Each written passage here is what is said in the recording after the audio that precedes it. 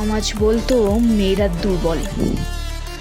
একসময় বলা হতো মেয়েরা পারবে না, মেয়েদের তো স্বপ্ন দেখাই উচিত না। কিন্তু কিছু সাহসী নারী দাঁড়িয়ে বলেছিলেন আমরাও পারি। রানী লক্ষ্মীবাঈ শিখিয়েছিলেন ভয়কে জয় করতে শেখো।